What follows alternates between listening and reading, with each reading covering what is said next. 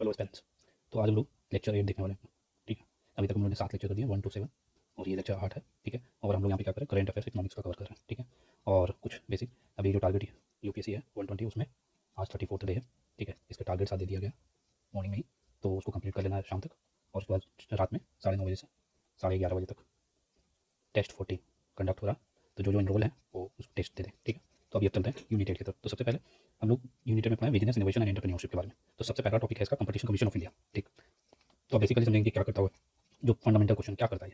तो जैसे कोई भी कंपनी अनफेयर ट्रीटमेंट करते हैं, ठीक है, तो उसके लिए ये खड़ा रहता है कि अगर अनफेयर ट्रीटमेंट कस्टमर्स के साथ ना हो, ठीक है, कंपटीशन बना रहे, ये सब चीज़ देखना कंपटीशन कमीशन का काम है। ठीक है, तो न्यू ने क्या था, तो बोला recently the standing committee on finance tabled report title evolving role of competition commission of India in the economy particularly in the digital landscape before parliament. ठीक है, उसके लिए बेसिकली पार्लियामेंट के टेबल पे ये रखने का स्टैंडिंग कमेटी का फाइनेंस को लेकर रोल बता रहा है कि कंपटीशन कमीशन को लेकर क्या रोल रहेगा डिजिटल लैंडस्केप को लेकर। तब जैसे कंपटीशन कमीशन के बारे में दिया हुआ, तो बेसिकली ऐसे समझना कि भाई ये लॉ के थ्रू बना हुआ, ठीक, यानी अंडर कंपटीशन एक्ट 2002, ठीक है, establish in 2003 under the competition act 2002, but became operational from 2009। ठीक है, मतलब कि 2009 से ऑपरेशनल हो गया था। ये किस मिनिस्ट्री के अंदर आता है, तो मिनिस्ट्री ऑफ कॉर्पोरेट अफेयर्स के अंदर आता है। इसका कंपोजिशन क्या है, एक चेयरमैन होता है और 6 मेंबर होते हैं, जिसको सेंट्रल गवर्नमेंट अपॉइंट करता है। ठीक है, अब मतलब अगर ऐसे डायरेक्ट क्वेश्चन रहे कि किसके अंदर कंट्रोल आता है कंपटीशन कमीशन ऑफ इंडिया का, तो मिनिस्ट्री ऑफ कॉर्पोरेट अफेयर्स के अंदर। ठीक है, एक मिनिस्ट्री है यूनियन मिनिस्ट्री है कॉमर्स को लेकर। ठीक है, लेकिन ये मिनिस्ट्री ऑफ कॉर्पोरेट अफेयर्स को लेकर। ठीक, अब चलते हैं आगे। एफिलिएट अथॉरिटी बता रहा है कि included under the companies act 2013 for the competition act 2002, मतलब कि अगर किसी को भी कंपनी को, मतलब कि सीसीआई का कंपटीशन कमीशन ऑफ इंडिया का डिसीजन पसंद नहीं आया, तो बेसिकली अपील कर सकता है एनसीएलटी में। मतलब एनसीएलटी मतलब national company law affiliate tribunal के अंदर। ठीक है, तो रूल क्या होता है, तो वही जो पहले बताया, protect the interest of consumers bye the government on competition issues. ठीक, रेगुलेट मर्जर्स एडapting द, अभी बुरा एडapting टू इवॉल्विंग चैलेंजेस क्या को लेकर आ रहा है, तो ये उसके ये कुछ कंपटीशन कमीशन इंडिया को लेकर ये रिसेंटली कुछ समझो कि एक तरह से अमेंडमेंट जो आएगा कंपटीशन अमेंडमेंट एक्ट 2003, इसमें कुछ अमेंडमेंट किया गया। तो सबसे पहले डील वैल्यू थ्रेशोल्ड, नाम से ही पता चलता है डील वैल्यू की बात कर रहा है। तो बेसिकली क्या होता था कि पहले क्या होता था कि सिर्फ कंपनी ना अपने एसेट और रेवेन्यू दिखाता था, ठीक है, उसको कंपटीशन कमीशन ऑफ इंडिया देखता था। लेकिन अब क्या कर दिया इसका अमेंडमेंट एक्ट के थ्रू कि अगर कोई डील हो रहा है, ठीक है, 2000 करोड़ से ज़्यादा का, तो सीसीआई को बताना पड़ेगा। ठीक है, कंपनी को बताना पड़ेगा कि 2000 करोड़ से ज़्यादा का डील हो रहा है। ठीक है, जैसे कि मान के चलो कि कोई स्टार्टअप है, ठीक है, तो वो स्टार्टअप कहीं पर उसको कहीं रेवेन्यू बढ़ा या आने वाला है कोई दूसरे कंपनी से, ठीक है, और डील 2000 करोड़ से ज़्यादा का, तो उस केस में सीसीआई को बताना पड़ेगा। यही बात है। फिर दूसरा है सेटलमेंट एंड कमिटमेंट मैकेनिज्म।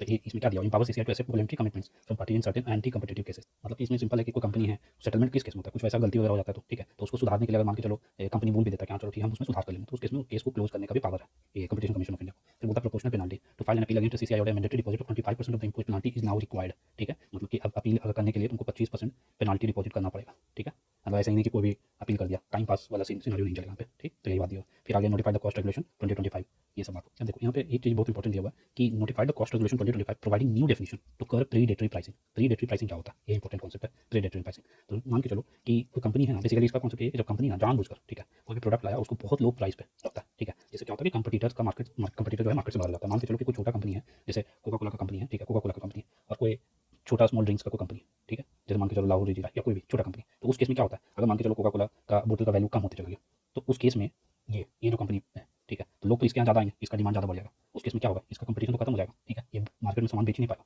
ठीक है, तो ये बेसिकली बात करते हैं। जैसे एक एग्जाम्पल और लेके समझ जाते हैं, जैसे ओला उबर, ठीक है, तो स्टार्टिंग में क्या किया था, बहुत चीप राइड देता था। ठीक है, कंपटीटर्स खत्म हो गया, बाद में प्राइस पे बढ़ा दिया, तो ये इसी को कहते हैं प्रेडेटरी प्राइसिंग। ठीक है, अब इसके लिए दूसरा टॉपिक है प्रधानमंत्री मुद्रा योजना। ठीक है, ये बहुत पुराना स्कीम है, ये 2015 का ही स्कीम है। ठीक है, जब एनडीए गवर्नमेंट ने थी उसके बाद का ही स्कीम है प्रधानमंत्री मुद्रा योजना। तो बेसिकली सबसे पहले हम लोग को ये दिखाना कि मुद्रा योजना बेसिकली कोई एक तरह का लोन देता होगा। ठीक है, तो इसमें ना क्या करता था, पहले क्या होता था कि बैंक्स क्या करते थे, जनरली बड़े बड़े जो बिजनेसेस होते थे उनको तो लोन प्रोवाइड कर देते थे, लेकिन जो छोटे छोटे इंडस्ट्री एमएसएमई है उन लोग को लोन नहीं मिलता था। तो बेसिकली प्रधानमंत्री मुद्रा क्या करता है कि छोटा बिजनेस है ना उसको, या माइक्रो एंटरप्राइजेस बोलो, वो लोन देता। ठीक है, ताकि वो अपना काम वगैरह शुरू कर सके। अब इसके बाद में क्या दिया कि 10 साल पूरा हो गया, मिनिस्टर ऑफ फाइनेंस के अंदर आता है, लॉन्च होता है 15 में, to provide collateral free access to credit in a seamless manner to micro enterprise in the country. क्या करता है, कोलैटरल फ्री। ठीक है, मतलब कि तुम उसके बदले कुछ गिरवी रखने की जरूरत नहीं तुमको। जैसे अगर तुमको 10 लाख का लोन चाहिए, तो उसके बदले ऐसा नहीं कहेगा बैंक कि तुम मतलब कुछ कंपेरेटिवली सोना वगैरह गोल्ड वगैरह लेके आओ। ठीक है, और उसके एवज में हम आपको लोन देंगे, ऐसा नहीं। यहाँ पे collateral free access to credit in a seamless manner to micro enterprise in the country, the fund the unfunded by bringing MSME to the formal financial system extending affordable credit. ठीक है, मतलब कि जो फॉर्मल फाइनेंशियल सिस्टम है MSME को लाने का कोशिश किया जा रहा है कि लोन दे के आप धीरे धीरे करके उनका भी बिजनेस ग्रो करेगा, जिससे कि हम लोग का जीडीपी भी ग्रो करेगा। ठीक है, क्योंकि फॉर्मल सेक्टर में आ जाएगा। होता है to provide financial inclusiveness and support to the marginalised and socio-economic neglected classes. Same बात है, पीछे बोला। ठीक है, अब बोलता है मुद्रा लोन अंडर प्रधानमंत्री मुद्रा योजना can be availed of near branches officers of bank micro finance institution and NBFC regional rural bank, ये सब जगह से तुमको मिल सकता है। और चाहो तो उसका ऑनलाइन पोर्टल उद्यमी मित्र पोर्टल पर जाकर भी मिल सकता है। ठीक है, अब आगे चलते हैं कि इसका कुछ कैटेगरी बनाया था।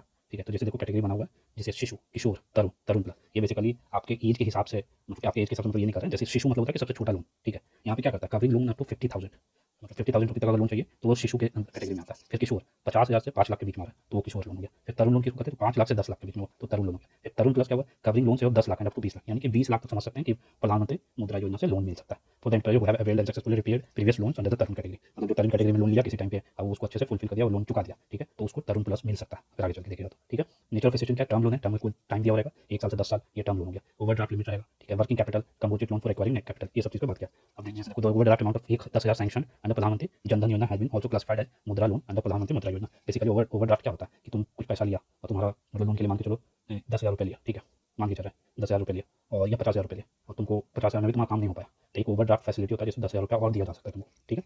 अब इसका मेन फीचर क्या हो गया? कोलेटरल फ्री हो गया। आज कहीं से लोन लेने जाओ तो तुमको कुछ ना कुछ कोलेटरल के रूप में रखना पड़ता है, लेकिन इस केस में कोई भी कोलेटरल फ्री लोन है। Loan are guaranteed by credit guarantee fund and micro units, ठीक है। ये गारंटेड बाय होता है credit guarantee fund for micro units, ठीक है, which is the trust fund set up by the government of India manage by the national credit guarantee trustee company limited and trustee. मतलब कि ये क्या दिया? ये बेसिकली ये दिया कि credit guarantee fund for micro units ये क्या करेगा? मान के चलो कि कोई एक्स, ठीक है, वो किसान है, वो लोन लिया, ठीक है, वो लोन लिया कुछ टाइम के लिए, मान के चलो वो लोन पूरा नहीं कर पाया, ठीक है, तो उस केस में बैंक का तो लॉस हो गया, तो उस केस में बैंक क्यों देगा वैसा लोन? तो बैंक का लॉस हुआ तो उसको गवर्नमेंट कवर करती है इसके through, credit guarantee fund for micro units के थ्रू। फिर बोलता है interest rate are deregulated, Mudra extended reduction of 25 basis point in its interest rate to MFI for providing loans to women entrepreneurs, ठीक है। Basically ये बात बता दिया बेसिकली कि लोन के लिए डिसाइड करता है, ठीक है, फिर फिक्स कुछ नहीं है इसमें, इंटरेस्ट रेट डीरेगुलेटेड, ठीक है, बैंक अपना डिसाइड करेगा कि कितना इंटरेस्ट रेट पे वो लोन देगा, ठीक है। ये देखो progressive lending, the share of Kishore loan has grown from 5.9% in FY16 to 44.7% in FY25, मतलब बढ़ा है कौन सा लोन? शिशु टू तरुण, ठीक है, ये में, ठीक। अब आगे चलते हैं global innovation index 2025। Basically global innovation index के नाम से पता चला कि पूरा ग्लोब लेवल पे यानी पूरा वर्ल्ड लेवल पे कौन कंट्री कितना अच्छा इनोवेशन कर रहा है, ठीक है, कोई नया आइडिया टेक्नोलॉजी रिसर्च ये सब पे काम कर रहा है। तो सबसे पहले तो यहाँ पे यही जानने के लिए किसको रिलीज कौन करता है, तो इसको करता है वीपो, ठीक है, वर्ल्ड इंटेलेक्चुअल प्रॉपर्टी ऑर्गेनाइजेशन, ठीक है, ऑर्गेनाइजेशन। ये कौन है? ये बेसिकली यूएन का एक एजेंसी है, ठीक है, जो पेटेंट इनोवेशन आईपी राइट्स ये सबको हैंडल करता है बेसिकली, ठीक। तो अब ये बता रहा है कि 139 कंट्रीज को ये रैंक करता है, यही क्या वर्ल्ड को ये रिलीज किया है ग्लोबल इनोवेशन इंडेक्स, ये याद रखना है। फिर बोलता है innovation performance of 139 economy through investment pattern technological progress launch in 2007, ठीक है, 2007 में लॉन्च हुआ, इसे याद करने की जरूरत नहीं है। फिर बोलता है कि UN general assembly TIA is recognised by UNGA as an authoritative reference for science technology. इसमें बस अभी तक हम लोग को यही याद करना था कि ग्लोबल इनोवेशन इंडेक्स कौन रिलीज करता है, तो ये वीपो करता है। अब इसमें की हाईलाइट्स कुछ दिए हुए, ठीक है, जैसे जीआईआई मेजर क्या करता है, तो इन्वेस्टमेंट टेक्नोलॉजी प्रोग्रेस एडॉप्शन ये सब जीआई करता है, ठीक। अब जैसे देखो लिखा हुआ India rank rise to 38 position, big leap from 81, मतलब अगर समझ लो कि इंडिया का रैंकिंग तुमको बताए थे कि यहीं पे मेंशन कर लेना कि इंडिया 38 बाई 139 कंट्रीज, ये इंडिया का रैंक है, ठीक है। अब देखो यहाँ पे knowledge and technology output, India innovation edge, creative outputs, ये लैंडस्केप है इंडिया के इनोवेशन को लेकर। बोलता है India along with Vietnam is the longest standing performance, ठीक है, वियतनाम के साथ साथ इंडिया भी परफॉर्म कर रहा है, ठीक। फिर सबसे अच्छा इसमें रैंक किसका था? स्विट्जरलैंड फर्स्ट रैंक पे, उसके बाद स्वीडन, फिर यूएसए, फिर साउथ कोरिया, फिर सिंगापुर, ठीक है। अब आगे चलते हैं।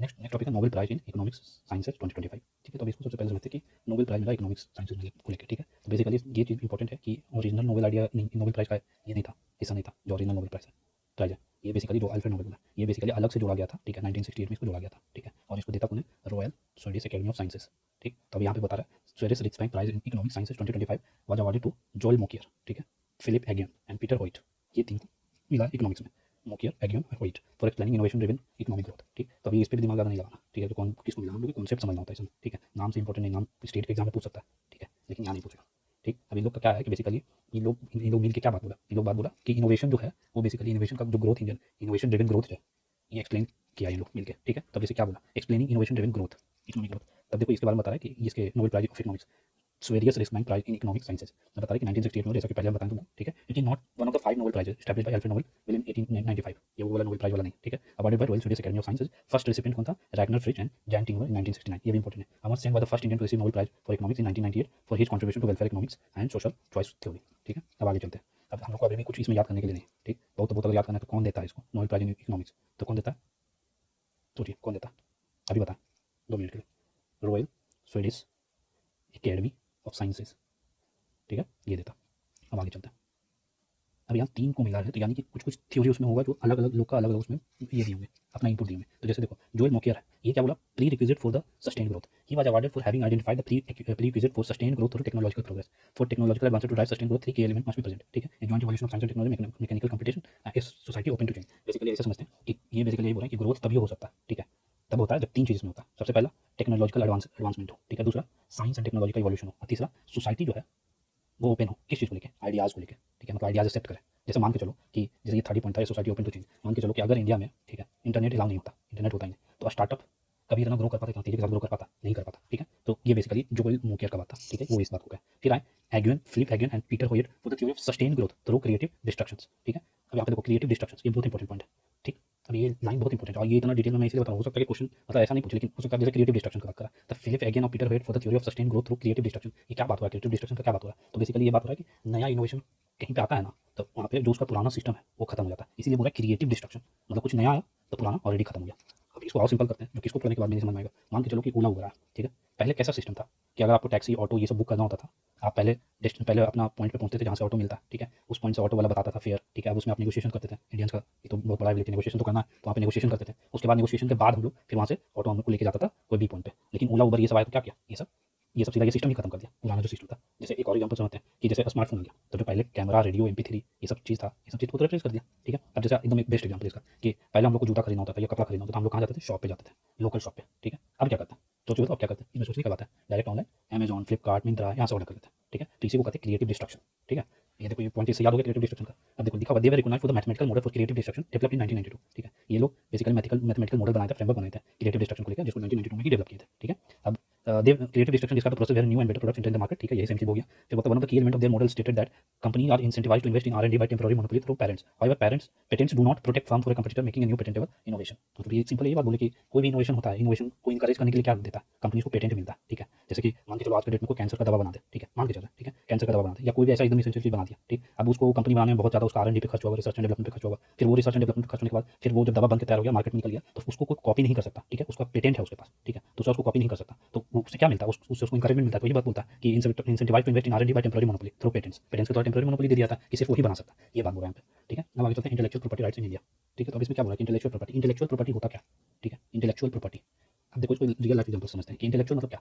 जैसे बहुत जगह पे सुनने को मिलता है कि कोई XYZ आदमी इंटेलेक्चुअल है, यानी कि उसके पास बहुत ज़्यादा नॉलेज है, ठीक है। तो इंटेलेक्चुअल नॉलेज का इंटेलेक्चुअल प्रॉपर्टी वही हुआ। क्या मान के चलो कि तुम ऐसा कोई सोल्यूशन बनाया अपने दिमाग से, ठीक है, अपना दिमाग से कुछ ऐसा बनाया जो एग्जिस्ट नहीं करता, ठीक है, लेकिन बहुत सारा प्रॉब्लम सॉल्व करता है। तो उस पर बेसिकली तुमको क्या लीगल राइट मिल जाता है, अपना मालिकाना, ठीक है, कि तुम उसको क्रिएट किए हो तो सारा कंट्रोल तुम्हारे पास हुआ, कुछ टाइम के लिए हो लेकिन तुम्हारे पास हुआ। जैसे कि कोई ऐप बनाया, ठीक है, तो ऐप बनाया तो उसका पेटेंट और कॉपीराइट हो जाता है ना। जैसे अभी नाइकी का ब्रांड है, ठीक है, तो नाइकी का ब्रांड ऐसा तो नहीं कि कोई दूसरा कोई थर्ड पर्सन उसको इस्तेमाल कर सकता है या प्रोडक्शन कर सकता है, वो नाइकी कंपनी ही बना सकती है, ठीक है। तो यही बात यहाँ पे बता रहा है। तो बोला IPR filing rose by 44% in last 5 year led by 380% surge in geographical indication, ठीक है। इंडिया का IP फाइलिंग बढ़ गया 44%, और इसमें 380% सर्च हुआ ज्योग्राफिकल इंडेक्स GI टैग को लेकर, ठीक है। अब जैसे यहाँ पे दिया हुआ है IPR का डेफिनेशन, जो बताएं वही से दिया, क्रिएटिंग ऑफ देयर माइंड्स, ठीक। तो बोलता है 8 types of IPR covered under IPR policy management, 8 type का IPR दिया। अब देखो यहाँ पे 8 टाइप का IPR कौन कौन सा है। तो सबसे पहले ज्योग्राफिकल इंडेक्स को लेकर IPR, ठीक। अब इसमें क्या बोलता है कि क्या प्रोटेक्ट करता है, सोचो अपने आप से। ज्योग्राफिकल इंडेक्स मतलब कि कोई ज्योग्राफी में कोई जगह है ऐसा, ठीक है, वहाँ पे कुछ बहुत फेमस है, ठीक है, और बहुत फेमस है, और वो प्रोडक्ट मतलब कोई भी स्पेसिफिक जगह से लिंक होता है, ठीक है। जैसे दार्जिलिंग टी हो गया, ठीक है, बनारसी साड़ी हो गया, ये सब क्या है, ये सब GI टैग मिला हुआ उसको, फेमस है। कश्मीरी सैफरन, मतलब सैफरन कहाँ मिला, कश्मीर में, ठीक है। तो यही बात बोल रहा है कि geographical indication good bearing unique character due to geographical linkage, 10 year का इसमें टर्म ऑफ प्रोटेक्शन दिया गया, renewed for 10 year on payment of additional fees, ठीक है। ऐसे ही करके अलग अलग IPR दिया गया अलग अलग एरियाज में, जैसे कि डिजाइन को लेकर, ठीक है। ये क्या प्रोटेक्ट करेगा, जैसे प्रोडक्ट का लुक वगैरह, अपीयरेंसेस वगैरह, ये सब ये देखता है। जैसे कोका कोला का बोतल, सेप, आईफोन का डिजाइन, ये सब क्या करेगा, IPR उसको कवर करेगा, ठीक है। अब पेटेंट को लेकर, अब पेटेंट बहुत इंपॉर्टेंट है। ये क्या करता है, नया इनोवेशन को, न्यू इनोवेशन को प्रोटेक्ट करता है, ठीक है। कुछ भी ऐसा न्यू बनाता है, नया मेडिसिन या कुछ भी ऐसा बना, तो वो उसको प्रोटेक्ट करता है। उसका प्रोटेक्शन का टर्म कितना होता है, 20 ईयर्स होता है। तो 20 साल तक आप उसको कॉपी नहीं कर सकते, ठीक है। फिर आते हैं कॉपीराइट, ठीक। कॉपीराइट क्या होता है, कॉपीराइट होता है क्रिएटिव वर्क्स को लेकर, ठीक है। जब मूवी देखने जाते हैं, ठीक है, तो बहुत जगह पे देखते हो ना कि कोई भी चीज़ मतलब कि जो बना हुआ है, जैसे कोई सॉन्ग है, ठीक है, या कोई बुक है, ठीक, ये सब चीज़ को लेके ना, मतलब आप उसको कॉपी नहीं कर सकता, कॉपी करके कहीं पे बिना उनके परमिशन के जो इसको बनाया आप उसको इस्तेमाल नहीं कर सकते। जैसे creative, artistic, literary, musical and audio visual ये सब का इस्तेमाल करने के, जैसे यूट्यूब में देखते हो ना, कॉपीराइट इन्फ्रिंजमेंट बोलता है, ठीक है। मतलब कि आपका कॉपीराइट, आपके चैनल पे कॉपीराइट स्ट्राइक आ जाता है। क्यों आ जाता है, क्योंकि आप किसी का कंटेंट इस्तेमाल कर रहे हैं जो आपका नहीं है, किसी और का, ठीक है। अब लिखा हुआ ऑथर का लाइफ टाइम 60 ईयर्स का, 60+ ईयर्स का ये रहता है, इसका टाइम लाइन रहता है। क्यों, तब तक आप इसको मतलब इसको समझ लीजिए टर्म ऑफ प्रोटेक्शन इसका रहता है। फिर बोलता है प्रोड्यूसर को लेकर 60 ईयर, परफॉर्मेंस को लेकर 50 ईयर्स। फिर आगे चलते हैं ट्रेडमार्क को लेकर, क्या प्रोटेक्ट करता है, ट्रेडमार्क प्रोटेक्ट करता है ब्रांड आइडेंटिटी, ट्रेडमार्क, ठीक है, नाम से ही पता चला कोई ट्रेड है या कोई बिजनेस है उसका मार्क, जैसे लोगो, ठीक है, नाइकी का लोगो, ठीक है, ठीक है, ये सब चीज इंपॉर्टेंट है ट्रेडमार्क को लेकर। इसका भी 10 साल दिया हुआ, रिन्यू कर सकता है। फिर semi conductor integrated circuit layout design, ये भी आता है, ठीक है, ये भी IP के अंदर आता है। सेमी कंडक्टर क्या प्रोटेक्ट करता है, चिप का डिजाइन, ठीक है, मोबाइल प्रोसेसर लेआउट को लेकर ये सब चीज का डिजाइन प्रोटेक्ट करता है, ठीक है। फिर ट्रेड सीक्रेट आ गया, confidential information having commercial value. Trade secret क्या होता है, जैसे कोका कोला अपना ये जो बनाता है, कोल्ड ड्रिंक बनाता है, उसमें क्या इस्तेमाल करता है, ठीक है, फॉर्मूला क्या है, तो वो है ट्रेड सीक्रेट उसका। फिर plant varieties, traditional varieties and landrace all developed varieties in trade, plant varieties को भी लेकर बेसिकली ये है आपका IPR, ठीक। अब यहीं पे बात कर रहा है। अब आगे चलते हैं, इसी में अब देखते हैं कि क्या और दिया हुआ। अब देखो लिखा हुआ administered by controller general of patents design and trademark, which is under the control of TPIIT, minister of commerce and industry. वैसे ज़्यादा कंफ्यूजिंग आएगा तो सीधा ऐसे याद रखो कि एडमिनिस्टर कौन करता है, controller general of patent design and trademark, ठीक है, ठीक। अब अगर उसमें पूछ दे, अब उसके अंदर जाना है तो एरो करके डालो DPIIT, ठीक है, ये आता है ministry of commerce and industry के अंदर, ठीक। अब देखो इंडिया का ग्लोबल रैंकिंग, ग्लोबल पोजीशन बता रही है। India granted the highest number of patent in FY 24, सबसे ज्यादा पेटेंट दिया। इंडिया रैंक 4th ग्लोबली इन ट्रेडमार्क फाइलिंग इन 2023, ट्रेडमार्क फाइलिंग में 2023 में 4th रैंक ये रखा गया इसको, ठीक है। India rose from 9th to 6th, ठीक है, position in global patent filing. अब यहाँ पे हम लोग को काम का इसमें कुछ वैसा और चीज़ आना है, हम लोग को ट्रेडमार्क समझना था सारा, सॉरी ट्रेडमार्क बोल रहे हैं, आईपीआर समझना था, हम लोग आईपीआर का सारा एरिया समझिए इसमें, ठीक है। अब आगे चलते हैं, कुछ बोला अदर की कॉन्सेप्ट इनिशिएटिव, ठीक है, कुछ कुछ कॉन्सेप्ट है उसको देख लेते हैं। जैसे बोलता है कि मर्जर ऑफ कंपनीज, तो ये क्या मर्जर ऑफ कंपनी, सिंपल था, जब क्या बोला कि टू और more unlisted company holding and subsidy company have been amended, ठीक है। तो इसको जल्दी जल्दी समझ लेंगे कि मर्जर ऑफ कंपनी में क्या हो गया कि दो या दो से ज़्यादा कंपनीज ना जब मिलकर एक कंपनी बना देता, ठीक है, तो उसको कहते हैं मर्जर ऑफ कंपनी। जैसे बोलता है कि merger is an agreement where two existing independent company combine to form a new singular legal entity, जो बताया, ठीक है। Merger can take several forms such as horizontal, अलग अलग टाइप ऑफ मर्जर बताया, जैसे कि सबसे पहले हॉरिजॉन्टल है, ठीक है, हॉरिजॉन्टल मर्जर ये क्या होता है, हॉरिजॉन्टल होता है कि सेम टाइप का कंपनी या सेम इंडस्ट्री का कंपनीज, ठीक है, सेम इंडस्ट्री में काम कर रहा है, वो दोनों मर्ज करके, जैसे एग्जाम्पल वोडाफोन आइडिया, ये दोनों पहले दो अलग अलग एंटिटी था, ठीक है, तो वोडा आइडिया दोनों मिल गया तो मर्जर हो गया, तो ये कहेंगे इस तरह का मर्जर को क्या कहेंगे, हॉरिजॉन्टल मर्जर, ठीक है। अब चलते हैं वर्टिकल मर्जर।